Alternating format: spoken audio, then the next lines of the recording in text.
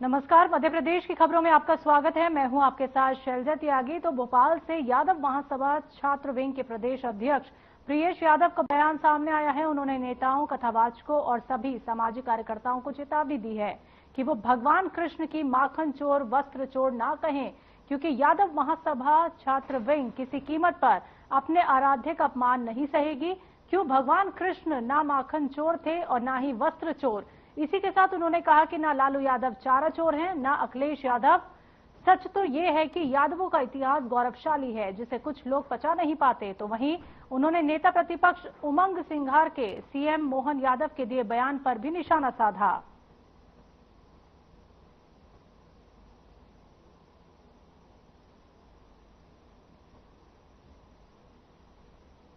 मेरा नाम प्रियेश यादव है। मैं यादव महासभा मध्य प्रदेश का छात्र विंग का प्रदेश अध्यक्ष हूं। आप सभी पत्रकार साथियों को पता ही होगा कि हाल ही में डॉक्टर मोहन यादव जी जो हमारे मुख्यमंत्री हैं, उनने कृष्ण जी को, हमारे आराध्य को, हमारे भगवान को माखन चोर और वस्त्र चोर जैसे शब्दों का प्रयोग ना किए जाने के लिए उन्होंने ये एक संदेश दिया है और एक मुहिम वो चलाने जा रहे हैं। यादव महासभा इन शब्दों का पहले से ही विरोध करता था और यादव महासभा का इस पे सीधा स्टैंड है कि ऐसे शब्दों का प्रयोग हमारे भगवान के लिए ना किया जाए, जो कि आप लोग जानते ही हैं कि यादव समाज का इतिहास बहुत गौरवशाली है। चाहे रेजांगला हो, चाहे हमारे भगवान श्री कृष्ण हो, जिनने ऐसा ज्ञान दिया जो कि सिर्फ देश में ही नहीं पूरे विश्व में उनके फॉलोअर हैं।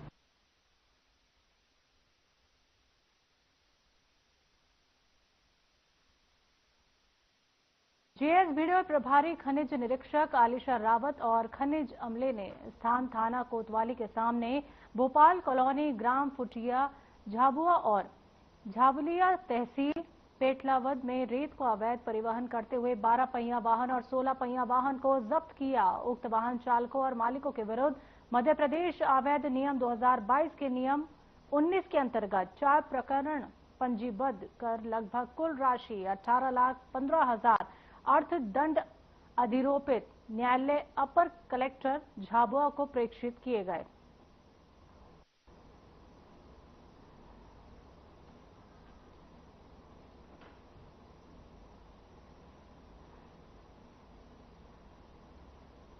श्योपुर जिला अस्पताल से बदहाल स्वास्थ्य व्यवस्था की तस्वीर सामने आई है। समय पर एम्बुलेंस न मिलने की वजह से पिता के सामने ही उसकी बेटी ने दम तोड़ दिया। बताया जा रहा है कि आदिवासी परिवार ने चोट लगने पर अपनी बेटी को जिला अस्पताल में करीब 9 बजे भर्ती कराया था। बच्ची का इलाज चल रहा था, लेकिन रात करीब 12 बजे डॉक्टरों ने उसे ग्वालियर रेफर करने के लिए कह दिया। जब एम्बुलेंस की मांग की गई तो रात 12 बजे से सुबह से 6 बजे तक पीड़ित परिवार को कोई एम्बुलेंस नहीं मिली। अस्पताल का स्टाफ बार बार आधे घंटे में एम्बुलेंस आने की बात करता रहा, लेकिन एम्बुलेंस सुबह तक नहीं पहुंची, जिसकी वजह से बच्ची की मौत हो गई।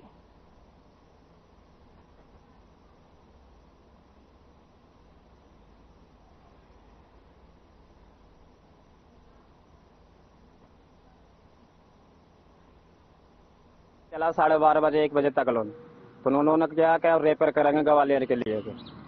तो मैंने कह कर दो इनकी रेफर, तो उन्होंने रेफर के मैंने हमें बोल रही तो कभी एम्बुलेंस आ रही है। तो मतलब 1-1:30 बजे से सुबह तक कोई एम्बुलेंस नहीं आई। 6 बजे मेरी बच्ची के दम तोड़ दिया। उसके क्या खेलते में सर में लग गई थी और उसको डॉक्टर ने बोला भी था रात को 9-10 के बीच में कुछ, लेकिन जब दर्द हुआ उसको, हम तो यहीं थे, कुछ दूसरे परेशान थे लोग, तो वो चिल्ला रही थी क्या हुआ, तो पता चला कि वो डॉक्टर ने इसको रेफर करने के लिए बोल दिया। फिर जा क्यों नहीं रहा, कि पैसे की व्यवस्था नहीं, तो उसको पैसे दिए हमने 5,000 रुपये।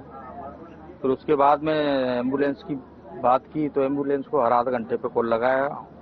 1 बजे से लेके 6:30 बजे तक एम्बुलेंस नहीं आई। रात भर जग के हम 4-5 लोग थे यहाँ। हसनपुर हवेली की एक आदिवासी हमारी बहन कल रात को जिस प्रकार उसको रेफर के लिए डॉक्टरों ने बोल दिया था, उसको रेफर अगर समय पर होती और एम्बुलेंस उसको समय पर उपलब्ध हो जाती तो आज उस बहन को हम बचा पाते और आज हम जिंदा हमारे बीच में होती। लेकिन ये दुर्भाग्य है यहाँ के स्वास्थ्य विभाग के अधिकारियों का, एम्बुलेंस के जो ठेकेदार है, जो कर्मचारी है उनका, कि यहाँ की एम्बुलेंस की जो लचर व्यवस्था है, यहाँ के कई मरीज जिनको रेफर किया जाता है लेकिन वो दम यहीं जिला अस्पताल में तोड़ देते हैं बिना एम्बुलेंस न मिलने पर।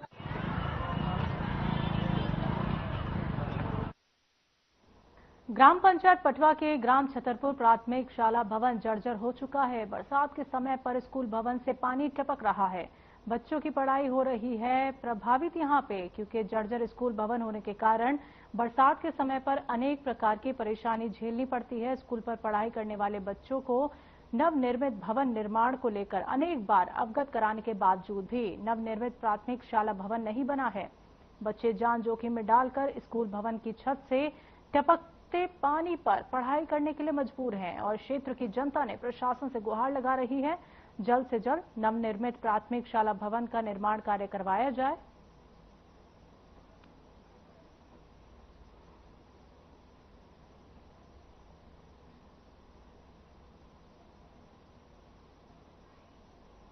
जर्जर भवन है और पानी टपकता है। इसकी जानकारी आपने अवगत करा? अवगत का करा दी भी ऑनलाइन से, पूरा साला के माध्यम से करा दी, संकुल के माध्यम से। पूरे भवन में टपकता पानी? हाँ, पूरे भवन में टपकता भी। आप क्या मांग करते हैं साहब इसमें? भैया नई शाला बनना चाहिए, नया भवन बनना चाहिए। आपका शुभ नाम?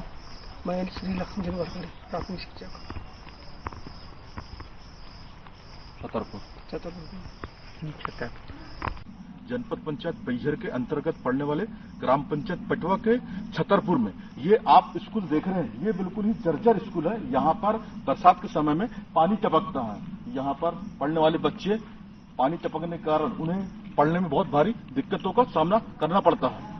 इस क्षेत्र की जनता अनेक बार नवनिर्मित भवन की मांग प्रशासन से कर रही है, लेकिन आज भी नवनिर्मित भवन यहाँ पर नहीं बनाया गया है। वही पुराने वाले भवन पर बच्चे बरसात के समय में आकर पढ़ने के लिए मजबूर हैं। इस क्षेत्र की जनता प्रशासन से ये मांग करती है कि इस प्राथमिक शाला छतरपुर में एक नया नवनिर्मित भवन का निर्माण कार्य करवाया जाए। साधना न्यूज चैनल से कैमरामैन प्रकाश के साथ देवदत्त धानेश्वर, बैझर। तहसील की ग्राम पंचायत मोहनकोट के अंतर्गत आने वाले मोरझीरी के ग्रामीण वहां के सरपंच और सचिव के खिलाफ ज्ञापन देने कलेक्टर ऑफिस पहुंचे। ज्ञापन में उन्होंने मोहनकोट सरपंच और सचिव पर उनके फलिए की अनदेखी का आरोप लगाया। ग्रामीणों ने कहा कि पंचायत ने हर जगह विकास कार्य करवाया है, लेकिन द्वेषतापूर्ण कार्रवाई करते हुए उनके फलिए में कोई कार्य नहीं करवाया जा रहा। अभी तक पंचायत ने ना तो प्रधानमंत्री आवास, ना ही कपिल धारा योजना का एक भी कुआं और ना ही सड़क, पशुओं के पानी के लिए होद के साथ कोई भी विकास कार्य नहीं कराए।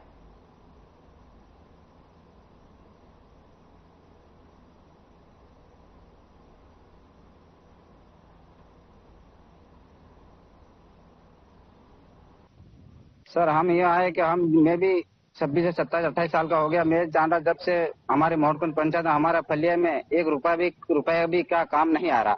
सरपंच मंत्री को बोलने जाते हो कि वो बोलते हैं कि यहाँ से लगा के दिल्ली तक चले जाओ, हमारा कुछ भी नहीं कर सकते तुम। इसलिए हमारे डांडा है, डोर आने जाने में तो पानी प्यास में तरह भूखे मरे। वोट बनाने के बोले कि क्या बनाए वोट, तुम तो फलानी जगह कांग्रेस के आदमी पलटे। हम तो सर बीजेपी कांग्रेस जानते नहीं है, इसलिए वो बोले कि तुम क्या कर लोगे, दिल्ली से भोपाल तक चले जाओ, हमारी सरकार है। ये सर मोहनकोट पंचायत मोरझीरा गांव का है जी। काम नहीं हो रहा योजना, काम ना तो प्रधानमंत्री आवास एक भी नहीं, ना तो कपिल धारा कुआं है, ना तो सीसी रोड है, और ना तो गाय ढोर के लिए होद बनाने के पानी के लिए बोलते तो भी नहीं बनाते। कौन नहीं कर रहा? सरपंच नहीं कर रहा। हाँ, सरपंच ममता कुमार सिंह डामोर।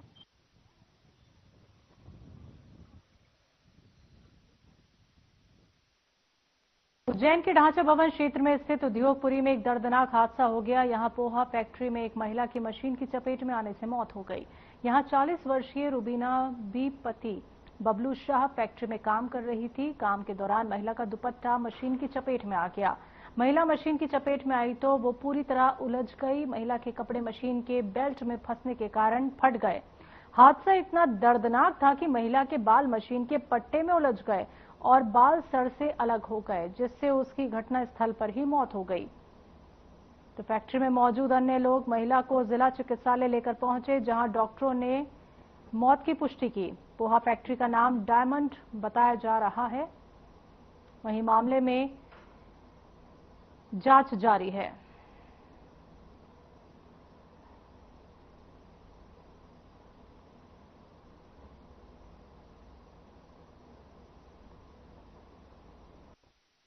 एक रूबीना नाम की महिला है जो पोहा फैक्ट्री में काम करती थी और पोहा फैक्ट्री में काम करते समय उसकी अभी मृत्यु हुई है।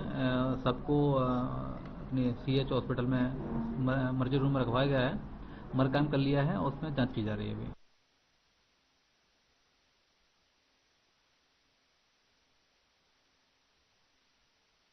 पानी जिले के गांव टेमली में किसान पर एक खूंखार तेंदुए ने रात के समय हमला कर दिया। हमले में किसान गंभीर रूप से घायल हो गया। तो बताया जा रहा है कि किसान राजू बागुल अपने खेत में किसी काम से गया था, तभी गन्ने के खेत में घात लगाए बैठे तेंदुए ने किसान पर हमला कर दिया। हमले में किसान के सिर और चेहरे पर गंभीर जख्म हो गए हैं। आनन फानन में घायल को खेती अस्पताल ले जाया गया। तो वहीं मामले की जानकारी मिलते ही फॉरेस्ट डिपार्टमेंट के डिप्टी रेंजर बाबूलाल खन्ना अस्पताल पहुंचे और घटना की पुष्टि करते हुए बताया कि घायल किसान खतरे से बाहर है। साथ ही उन्होंने आगे की कार्रवाई की बात कही।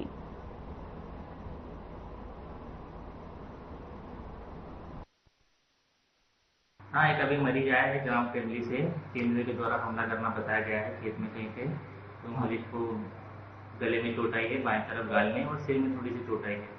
तो अभी हालत अभी स्थिर है उनकी। प्राथमिक उपचार किया गया है, टाँके वगैरह लगा दिए गए हैं। वन्य प्राणी से जन घायल घटना हमको सूचना प्राप्त हुई। ग्राम टेमली से राजू बागुल अपने खेत में से बाहर आ रहे थे। इसी दौरान एक तेंदुआ द्वारा उन पर हमला कर घायल कर दिया है। उसके बाद घायल व्यक्ति को खेतिया प्राथमिक स्वास्थ्य केंद्र में उसका उपचार किया जा रहा है। तो सर अभी इनकी तबीयत कैसी है? अभी खतरे से बाहर है और गले के यहाँ पर कुछ पंजे के निशान है और बाकी वरिष्ठ के जो भी निर्देश आगे होंगे अनुसार कार्रवाई। सर पकड़ने के लिए क्या अभी वरिष्ठ के मार्गदर्शन में कल पिंजरा लगाने के लिए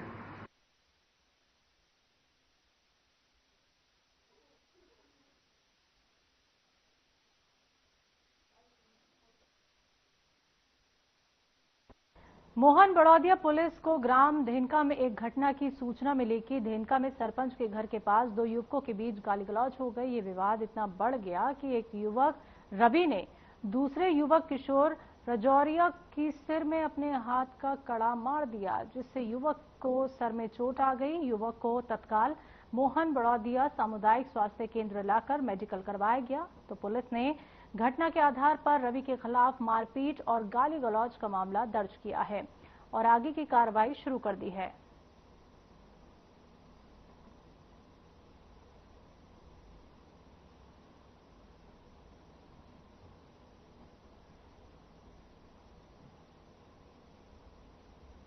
अंचल में आज हरतालिका तीज का पर्व उत्साह और श्रद्धा के साथ मनाया गया। सवेरे से ही महिलाएं मंदिरों में पहुंचकर व्रत रखकर अपने पति की लंबी उम्र और परिवार की समृद्धि के लिए पूजा अर्चना में लगी रही। इस दिन महिलाएं विशेष रूप से शिव परिवार की पूजा करती हैं और सुख शांति और खुशहाली की मन्नतें मांगती हैं। वहीं नगर के प्रमुख मंदिरों जैसे सिद्धेश्वर महादेव मंदिर, राधा कृष्ण मंदिर, मनकामेश्वर महादेव मंदिर और अन्य पूजा स्थलों पर महिलाओं की भारी भीड़ देखने को मिली।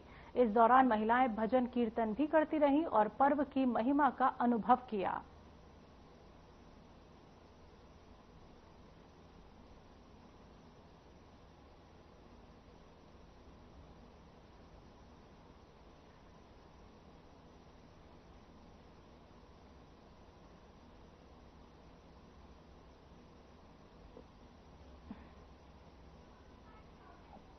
का पूजन करती हैं अपने सुहाग की रक्षा के लिए।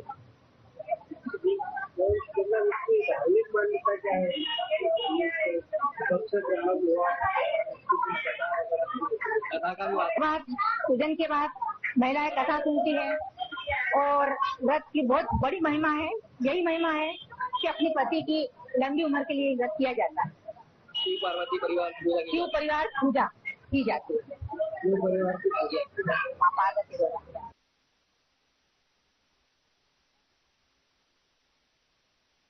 मध्य प्रदेश की खबरों में वक्त एक छोटे से ब्रेक का।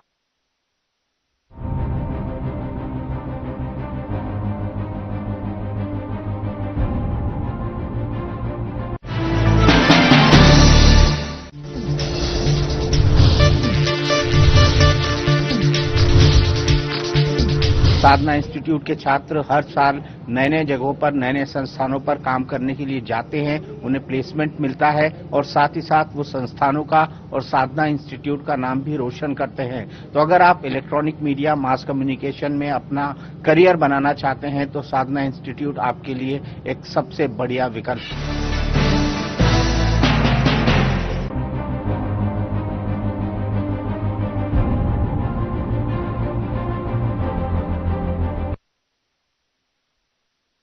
मध्य प्रदेश की खबरों में एक बार फिर से आप सभी का स्वागत है। बढ़ते हैं अगली खबर की तरफ। डिंडोरी के जनपद पंचायत करंजिया अंतर्गत गौड़ी चित्रकला के लिए प्रसिद्ध स्थल पाटनगढ़ में संस्कृति एवं कला स्थल पर कला को निखारने के लिए म्यूजियम का निर्माण किया जा रहा है। आरोप है कि इसमें नींव से लेकर सीलिंग तक में अनियमितताएं बढ़ती जा रही हैं, जिसमें कॉलम निर्माण और बीम के बाद बाउंड्री वॉल निर्माण में भी जमकर भ्रष्टाचार किया गया है, जिसकी जांच किए जाने पर कई खामियां निकल कर आएंगी। इस पूरे बिल्डिंग निर्माण में विभागीय अमला और कर्मचारी मनमाने तरीके से कार्य कर रही है।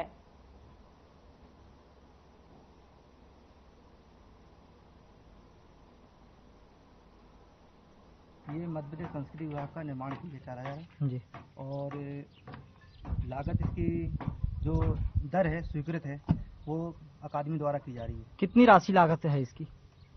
ये म्यूजियम की लागत 10 करोड़ रुपए है। 10 करोड़ रुपए। हाँ, ये ही इस रास्ता बनाए हैं इसको करने के लिए बस। और ये मिट्टी जो निकाली गई है आगे इसी में यूज करी जाएगी। इस वजह से हमने उसको निकाल के उधर दूसरी जगह रखा है।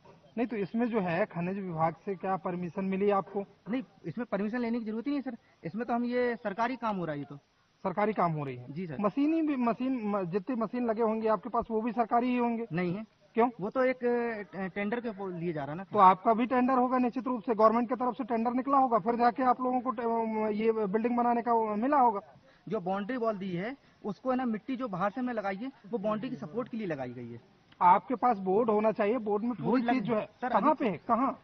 जी सर, हमारे पास बोर्ड लगे हुए थे। कार्य प्रगति का बोर्ड जो आज हम डिंडोरी जिले के करंजी जनपद अंतर्गत पाटनगढ़ में है, जहां कला एवं संस्कृति विभाग की गोंडवाना कला विश्व तक प्रसिद्ध है। और ये पूरा भवन ही संस्कृति एवं कला विभाग से बनाया जा रहा है, जिससे आने वाले टाइम में इसको म्यूजियम का रूप दिया जा सके और क्षेत्र की बहुत सारी शोभाएं बनाई जा सके। पर यह बिल्डिंग जो 10 करोड़ लगभग की लागत से बन रही है, इसमें विभागीय अमला अनेक अनियमितताएं कर रहा है। प्रारंभ से ही इस बिल्डिंग के स्ट्रक्चर में कहीं न कहीं लोहे की मात्रा कम डाली गई थी। उसके बाद इनके द्वारा अवैध खनन भी किया गया है। बहुत सारी जगहों से पहले दूर जगह से भी मिट्टी लाया गया है और अब यहाँ पर जो छत ढलाई हुई है उसमें भी सीपे जा रहा है। निश्चित कहीं न कहीं तौर पर विभागीय अमला यहाँ पर लापरवाही कर रहा है, जिसका खामियाजा भविष्य में इस बिल्डिंग को भोगना पड़ेगा कि यह जल्द ही क्षतिग्रस्त हो जाएगी। बिल्डिंग में एक बाउंड्री वॉल का निर्माण किया गया है। उस बाउंड्री वॉल का निर्माण आधा अधूरा हुआ है, जिसके कारण यहाँ पटने वाले मुरुम भी बाहर की ओर खिसल रही है, जिससे पूरा का पूरा बाउंड्री वॉल खराब हो रहा है। और यहाँ पे एक पुराने लोहे का उपयोग किया जा रहा है, खिड़की का लोहा है वो। उसमें सूत्रों के हवाले से जानकारी मिली कि खुजराहों से उस लोहे को ला करके यहाँ डिंडोरी जिले में लगाया जा रहा है। तो कहीं ना कहीं पुराने लोहे का इस्तेमाल होना भी यहाँ पर देखा जा रहा है और विभागीय अमला शांत बना हुआ है। डिंडोरी से साधना न्यूज के लिए अमित साहू की रिपोर्ट।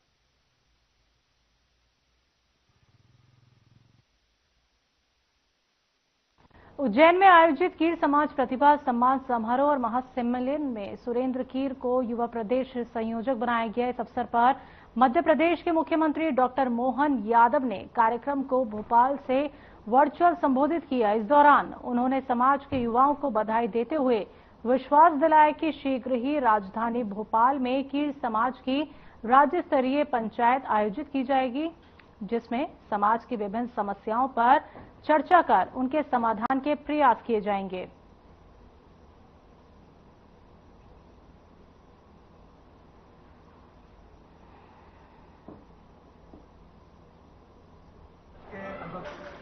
कीर समाज सेवा संगठन निरंतर 2015 से कीर समाज के हितों के लिए काम कर रहा है। कीर समाज संगठन का 2015 में जैसे ही नेतृत्व में आदरणीय कोमल भाई साहब और सम्मान्य मंच के हाथ में आया, उसके बाद कीर समाज की सबसे बड़ी बुराई और सबसे बड़ी कुरीति नशा कीर समाज को खाए जा रही थी, अंदर तक झंझोर रही थी। प्रत्येक युवाओं के अंदर नशा था, प्रत्येक वरिष्ठ नशे में डूबा हुआ था। उस नशे से बाहर निकालने के लिए कीर समाज सेवा संगठन ने 2015 से एक मुहिम छेड़ी और नशा मुक्ति अभियान मध्य प्रदेश के प्रत्येक कोने, प्रत्येक जिले, प्रत्येक गांव, प्रत्येक घर तक डोर टू डोर नशा मुक्ति अभियान चलाया और जिसका परिणाम है कि आज एक कीर समाज यहाँ पर दिखाई दे रही है। समस्त कीर समाज के अनुशंसा के आधार पर आज भाई सुरेंद्र कीर पंडित जी वन मंडल नरसिंहपुर परिक्षेत्र में पदस्थ वनपाल रामेश्वर किरार पर प्राण घातक हमला करने वाले हमलावरों की गिरफ्तारी की मांग को लेकर मध्य प्रदेश वन कर्मचारी संघ नरसिंहपुर कलेक्ट्रेट पहुंचे, जहां पर उन्होंने मुख्यमंत्री के नाम अतिरिक्त पुलिस अधीक्षक को ज्ञापन सौंपा। बड़ी संख्या में पहुंचे वन कर्मचारी अधिकारियों ने पुलिस की कार्यप्रणाली पर भी सवालिया निशान उठाए और चेतावनी देते हुए कहा कि पुलिस अगर लापरवाह रहेगी तो ये चिंगारी आग बनेगी। वन कर्मचारियों का आरोप है कि समय रहते पुलिस अगर सख्त कार्रवाई करती तो आज वन कर्मचारी के हमलावर सलाखों के भीतर होते। तो हमलावरों ने वनकर्मी पर प्राण घातक हमला किया था, जिसमें वनकर्मी के हाथ में गंभीर चोटें आई हैं।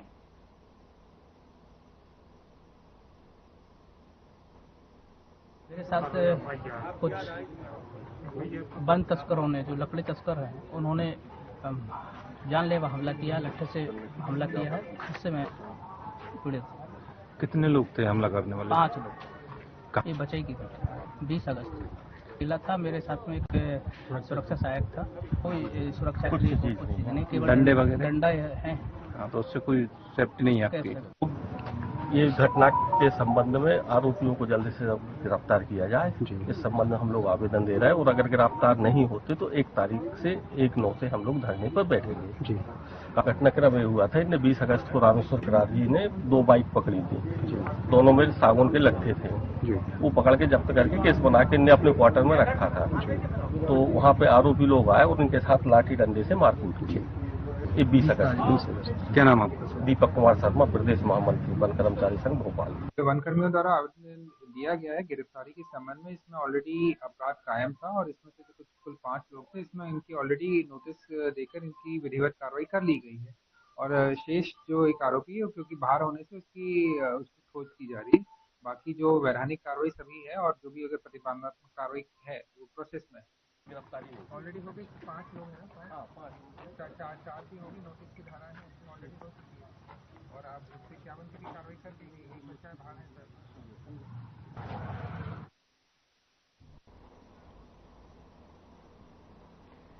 मध्य प्रदेश की खबरों में अभी के लिए इतना ही। मुझे दीजिए इजाजत। नमस्कार।